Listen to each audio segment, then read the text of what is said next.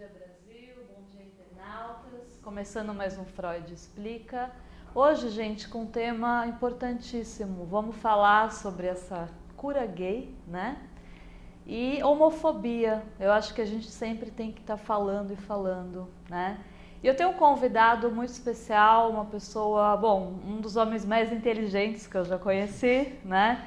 É o Mauro Gärtner, psicanalista. Mauro, muito obrigada pela sua presença, tá? Eu que agradeço a você, né? E eu gostaria de falar, gente, algumas religiões, né, usam a psicanálise para justificar o seu lado homofóbico, que eu acho absurdo, tá? Porque Freud, em momento algum, disse que a homossexualidade é uma doença. Inclusive, ele já defendeu pessoas, né, que entraram na escola psicanalítica, pessoas homossexuais que foram criticadas, e ele aceitou essas pessoas. E houve um escândalo, Mauro, que saiu num jornal vienense na época, uma celebridade da época, né, um escândalo homossexual, né? Então sai no jornal e Freud vai lá e defende, fala que é absurdo ser levado ao jurídico, né, porque a pessoa é homossexual. E as questões que ele coloca são questões pulsionais, não de forma doentia, né, questões pulsionais. Inclusive, não sei se você concorda comigo, a minha visão freudiana da questão da homossexualidade vem simplesmente como o ser humano ser bissexual e ser direcionado aí para uma, né, uma escolha. Você concorda? Você acha que... Eu não só concordo, como a gente tem que lembrar de que Freud nos lembra, né, diretamente de que qual é o primeiro amor de uma mulher. O primeiro amor de uma mulher é sua mãe. E ela só vai romper com esse amor, vamos chamar assim, esse amor de que é um amor de união, é um amor realmente sexual, libidinal, né, também. Né? Exato. Ele só vai ser rompido através da presença do pai. O pai só aparece depois dos 3 anos de idade para uma criança. O pai não existe até então. E ele vai existir, e essa menina vai se apaixonando por esse pai gradativamente, mas ela nunca deixa de se apaixonar e de amar a sua mãe. Sim. Então aí nós já temos o primeiro caso de bissexualidade. Exatamente. Aí Da mesma é... forma, o menino, ele também vai se apaixonar pelo seu pai, só que numa fase mais, vamos dizer assim, numa fase posterior, em que ele vai se apaixonar pelo pai no modelo de identidade, ele vai querer buscar essa identidade e para isso ele tem que amar. Daí existe muita gente que vai colocar na mesa dizendo assim, mas existe o amor, ágape, amor, blá, blá. Bom, amor é amor. É amor é amor. E essa grande divisão que foi feita, ela veio exatamente ser concebida para poder justificar um aspecto homofóbico. Esse aspecto homofóbico ele surge exatamente porque que pareça dentro do seio da Igreja Católica. Que então, eu acho um absurdo que se use isso. Então, quer dizer, se use... Então, por favor, gente, entendam antes de falar, né? Porque Freud não diz nada disso. Então, muito pelo contrário. Usam de forma errada. Inclusive, um certo pastor que a gente conhece muito aí, né? Que Com critica certeza. muito, que fala que, né? Que inclusive é psicólogo e fala que imagina, o próprio Freud dizia isso. Então eu acho que assim, senhor Silas, estuda um pouco mais para falar disso, por favor, tá? Mas o seu Silas esquece uma coisa, eu até quis brincar com o seu Silas uma época, porque é o seguinte, se a gente abrir a própria Bíblia, em que ele tanto se baseia e fala e briga, com tanta está propriedade, ali em 1 né? Coríntios 18, 1 Coríntios capítulo 1, versículo 18, está dizendo de que a cruz é loucura. Quer dizer, se cristianismo, a mensagem da cruz é loucura, se o cristianismo é loucura, então desculpe, daí cabe o nosso papel de tentar ajudá-los a se curarem. Exatamente. Daí nós estamos falando numa loucura, então temos que tomar muito cuidado ao simplesmente lançar no ar, abrir travesseiros com penas sobre coisas que não tem nada a ver. Né? E Mauro, assim, ele, na verdade, ele é um líder e muita gente segue o que ele diz, né? Quer dizer, ele tem uma grande mídia. Eu acho muito perigoso. Então, é perigoso, assim, mas eu vejo de que ele se usa da formação, o que nós chamamos de formação reativa, que é o mecanismo de defesa, né? Sim, que exato. faz com que ele se posicione contrariamente, porque ele deve ter os seus impulsos homossexuais fortes, como todo homem tem os seus impulsos homossexuais. Eu tenho certeza que ele tem grandes impulsos. Então, eu acho que é a formação dele, então, E daí a formação reativa é que faz com que ele se projete ou se coloque do lado contrário da mesa para poder debater, tipo, recusar a aceitação ou a autoaceitação. E é a única visão que eu consigo ter dessa realidade, né? Sim, e também, Maura, a gente viu polêmicas, aí gerou muita polêmica, uma afirmação da psicóloga, acho que é a Marisa Lobo, se eu não me engano, é isso? Marisa Lobo, enfim, que começou com essa história de cura gay, né? Que ela poderia curar e que o gay poderia ter quer dizer, a escolha de querer ser curado. Mas assim, a questão é que não se cura algo que não é doença. Que não é doença, exato. Né? Para começar por aí. Então, como é que ela coloca isso numa questão de uma opção do gay? Quer dizer, então o hétero vai chegar no consultório e vai falar, por favor, eu quero né? virar Pra gay. gente, vai falar, eu quero virar gay. Tem cura para heterossexualidade. Tem cura, né? Porque eu não aguento coisa... mais ser hétero, eu quero virar gay, eu prefiro o mundo gay. Então, assim, eu acho que é tanta coisa que é... O que as pessoas não sabem, aí que é o problema. O problema esbarra um pouquinho na ignorância e no temor. Então as pessoas, ao temer Deus, eles aceitam de qualquer forma qualquer mensagem que é traduzida para eles através do púlpito de uma igreja, através da sua religião. Mesmo de que não haja nenhum tipo de, vamos dizer assim, de ligação direta ao divino. Então o que a gente vê é o seguinte, as pessoas esquecem de que nós somos animais. Quando eu comparo a nós animais, as pessoas ficam bravas comigo. Diz, mas nós somos superiores. Quem falou? Imagina. Seria a mesma coisa que os leões se reunirem e falar, escuta aqui, quem manda aqui no pedaço somos nós. Somos nós os reis. Eu acho que na natureza todos nós somos iguais. E os mamíferos, ou seja, a classe supermamália, né? Todos os animais mamários, eles têm exatamente como, vamos dizer assim, como característica sexual a sua diversidade e a sua bissexualidade. Exatamente. Então o leão ele pode nascer homossexual e ele pode estar homossexual. Então, quer dizer, é uma coisa de que a gente não compreende muito bem, porque a nossa dimensão, que nós como seres humanos, é muito pequena. Mas significa, eu vejo a contradição daqueles religiosos que se dizem, isso não é normal, como se colocando no lugar da divindade. Como quem somos nós para nos colocar do lado da divindade e dizer isso? Só que ao mesmo tempo eles se vendem uma outra história. Eles se vendem a história de que nada no universo acontece, nem um fio de cabelo que caia da sua cabeça cai sem a consciência, sem o consentimento da divindade. Logo, se Deus está deixando que sejamos homossexuais, não há por que nós discutirmos com Ele. Existe um propósito. E onde eu achei fantástico que a mídia está soltando ontem sobre o pronunciamento do Papa, em que ele diz, olha, se um homossexual, seja o seguinte, se é branco, preto, homossexual, se é judeu, se é ortodoxo, não importa. Ele está buscando a Deus. Quem sou eu perante Deus a dizer o que é bom e o que é ruim para essas pessoas? Exatamente. É muito difícil. Eu achei maravilhoso isso, ele representando a cristandade. Eu acho ele fantástico, né? Assim, eu acho que ele realmente, as ideias dele... Isso que eu falei no começo, quando Freud, ele recebe esse rapaz para a escola psicanalítica e as pessoas falam para ele, não, é homossexual, né? E ele realmente fala, e qual o problema, né? Quer dizer, ele é uma pessoa que tem capacidade total de fazer o melhor pela psicanálise e então assim, ele sempre diz que não é doença, assim, deixando muito claro isso, gente, para que vocês não se confundam ao verem esses produtos. Eu imagino de que a maior parte das pessoas se coloca nessa posição com relação a Freud pelos 3 ensaios sobre a sexualidade. Sobre a sexualidade, mas exatamente. Acontece que a gente tem que lembrar de que mesmo ele tendo escrito aquilo, houve uma questão em 1961, dentro do seio, né, no seio da IPA, da International Psychoanalytic Association, que é, vamos dizer assim, a sede freudiana, em que um psicanalista não poderia ser homossexual até então. E daí levantou-se uma carta que foi enviada por Freud a Ferenczi, que era um dos seus discípulos, em que Ferenczi era homossexual e ele se assumia perante Freud, e Freud responde para ele de que isso não significa nada, de que não há importância nenhuma e de que tudo aquilo que ele diz, ele é uma pessoa como qualquer outra. E ele vai apresentar essa carta ao IPA, e isso houve uma moção enorme. Você imagina na época, né? Pois é. E essa moção fez com que várias pessoas se identificassem, eu também sou homossexual, então me expulse. Eu também sou homossexual, me expulse. E de repente pessoas que não eram homossexuais falaram, eu também sou. Aham. Então, em termos de defesa. E a partir daí descobriu-se de que realmente, nossa, que grande segredo. Aqueles que se propõem a curar os outros também são homossexuais. Oh, meu Deus. Oh, meu Deus, Eles também né? são pecadores? Oh, meu Sim. Deus. Né? Então, é isso. Mauro, me diz uma coisa, o homossexual que vai fazer uma psicanálise, atendo vários também, são questões como de Qualquer pessoa. héteros. Isso.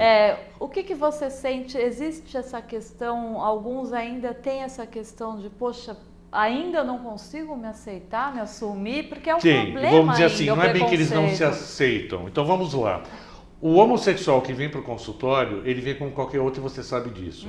Ele vem porque ele tem os problemas de todo mundo. Exatamente. Ele é traído, ele trai, ele é massacrado, ele é estressado, ele tem pais que Às vezes sendo ele rígidos. homossexual ou não, que são realmente que transformaram a vida deles um inferno. Sim, né? sim. E assim por diante. E o que é pior para eles é a própria sociedade.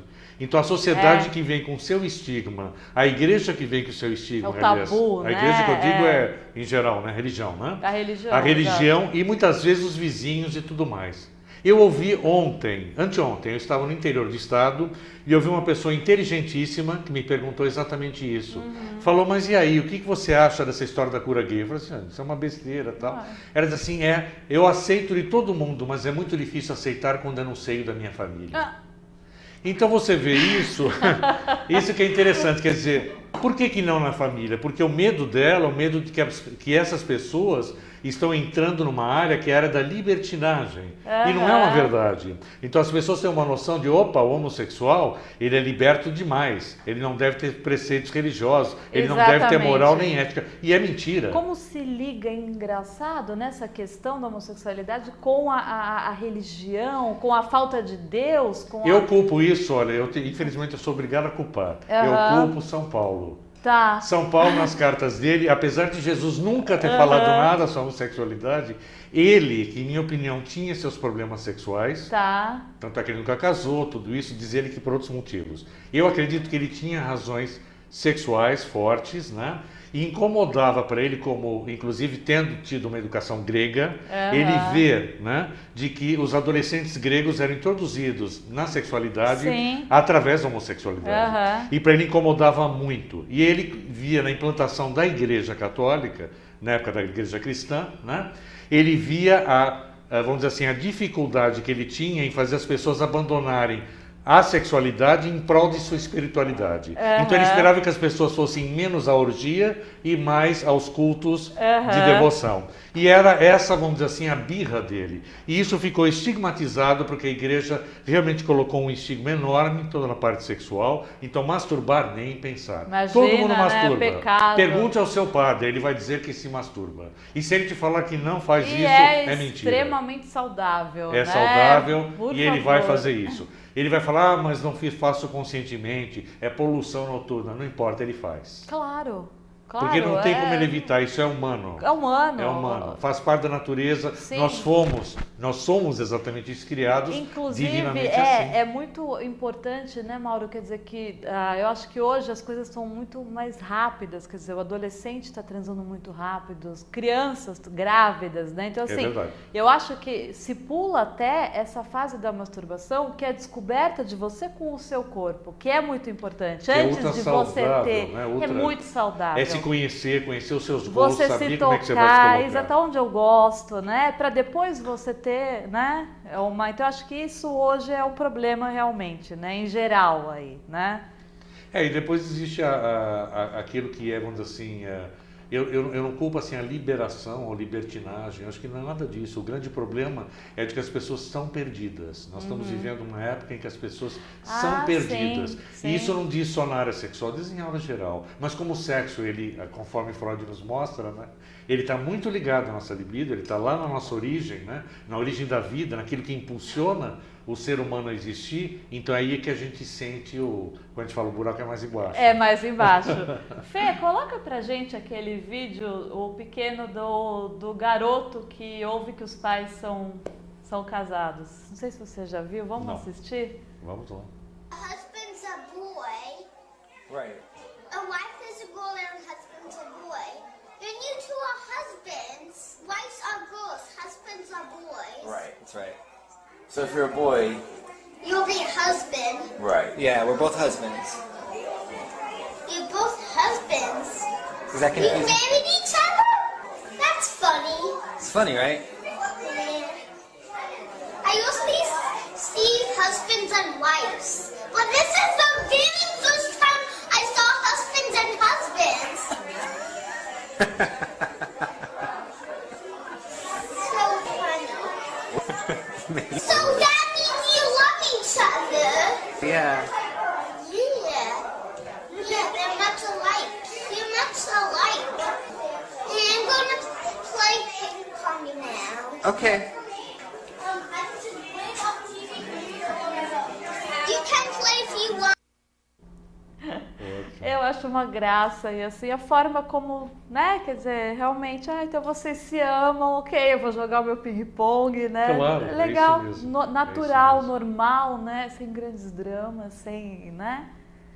O que você acha da adoção, né? Do casal gay que adota Eu a acho criança? fantástico, porque veja bem, são tantas as crianças que estão abandonadas e não importa, a gente já sabe, a psicologia já afirmou, nós psicanalistas também dizemos a mesma coisa, de que o fato da criança ter dois pais não significa nada, significa que ela está sendo, de qualquer forma, ela está tendo uma educação normal, ela está tendo um crescimento dela totalmente saudável.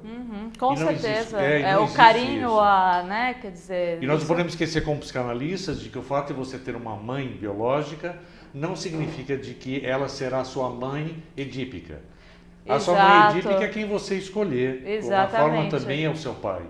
Pode não ser o seu próprio pai, porque seu pai não reúne, não agrupa as condições e as qualidades que você sente como necessárias. Exatamente. E aí as pessoas não conseguem entender muito bem, né? Aham. Como dizer assim, aquele meu tio, sim, aquele é meu pai. Então você fala, olha que interessante. Exatamente. Ah, aqui, olha, tem uma pergunta, tem várias. Vou começar com Carlos de Santos. Gostaria de saber do entrevistado se a homofobia é uma doença. E como defini-la? Abraços, Carlos. Ótimo. Qualquer fobia seria uma doença. A gente Eu sabe qual a acho diferença entre fobia e medo. O medo é uma coisa natural. Se eu subir no 15º andar, ficar equilibrado na ponta do pé, no balaústre, né? Eu certamente terei que ter medo, porque a proteção é minha vida. Agora, fobia significa eu não subir no 15º andar, eu estou lá embaixo e começo a ficar sem ar, sem respiração e desesperado. Isso é doença? Exatamente. Claro que é. Isso é síndrome do pânico.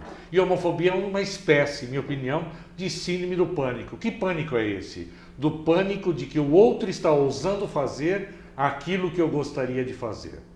Então eu vou te falar uma experiência e é pessoal. O medo eu não- daquilo que eu desejo, né? que eu E que o outro desejo tem fazer, coragem que o outro tem- de fazer e eu não tenho. Exatamente. Como isso me agride no momento que o outro Exatamente. faz, né? Exatamente. Se você pegar um casal gay, eles estão se beijando num local público, você vai reparar várias coisas. Existem pessoas que não estão nem aí. Quem são essas pessoas? São as pessoas que estão definidas sexualmente, estão equilibradas sexualmente, que elas dizem, isso não é um problema meu. Que legal, os dois estão lá se beijando, estão se amando. Existem aquelas que vão lá e ficam olhando e dizem, olha que absurdo, olha que absurdo. O que quer dizer essas pessoas? Estão dizendo assim, olha, elas ousam fazer aquilo que eu desejo e não tenho coragem. Isso é homofobia. Eu já vi a pessoas formação terem reativa. reações de bater na mesa e chamar o garçom, o gerente, realmente reações assim de isso não pode estar acontecendo aqui do meu lado, né? Como é que vocês permitem isso, Pois né? é. Na verdade, essas pessoas deveriam se conhecer melhor. Essas pessoas homofóbicas, quem tem homofobia, na verdade, tem fobia por negros, fobia por orientais, fobia por não importa o quê. Então elas são, na verdade, realmente elas têm um problema. Não é bem uma doença, mas é um problema que seria interessante elas se tratar. Com certeza, e buscar um auxílio. Você já teve, Mauro, alguma experiência em consultório de alguém que se assumiu homofóbico? Eu tenho atualmente, eu tenho certeza que ele vai assistir esse nosso bate-papo, em que ele não só é homofóbico, mas eu diria de que ele tem aquilo que eu chamo de formação reativa. Tá. Porque ele se diz, de alguma forma, que ele é homossexual, mas que ele venceu a homossexualidade. E ele gostaria de ensinar o mundo como fazer isso. E eu vou até contar o método, porque de repente, se vocês quiserem tentar, eu acho interessantíssimo. Eu só posso dizer para vocês, não vai funcionar. Qual é o método? Ele diz, você pega revistas de mulheres, pega para pessoa homossexual revistas de mulheres peladas, nuas, e se masturbe pensando nelas. Faça isso muito, condicione, porque isso é um condicionamento. Ele aplica uma PNL com as revistas. A ali, PNL né? não vai funcionar, eu sinto muito. PNL não muda a cor do olho. Não adianta que você fala, eu quero ter olhos verdes, eu quero ter olhos verdes. Eu não vou conseguir Gente, não, de jeito não nenhum. adianta essa história de ex-gay também, né? Que muitos pastores também, né?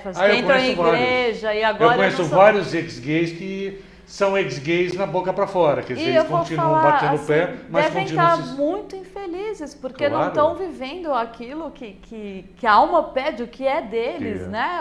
Tati, eu vou te dizer uma coisa.